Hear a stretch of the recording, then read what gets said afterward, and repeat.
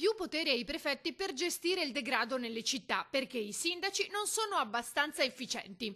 A dirlo è il ministro dell'Interno Matteo Salvini, sulla cui direttiva però non concorda né il suo alleato a 5 Stelle Di Maio né l'Anci Nazionale.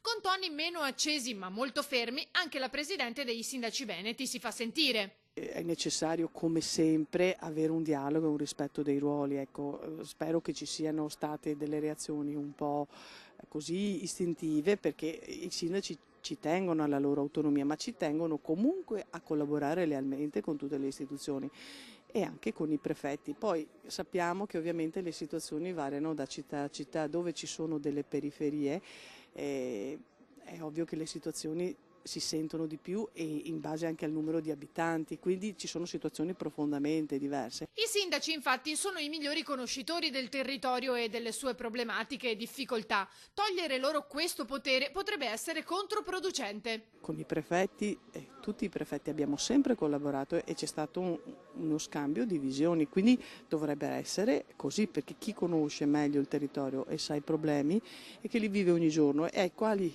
a noi viene richiesto, a noi sindaci, di risolvere dall'inizio alla fine tutto, anche quando non sono nostre le competenze, allora che venga valorizzato il fatto che a noi si rivolgono proprio tutti e quindi siamo a conoscenza dei fatti.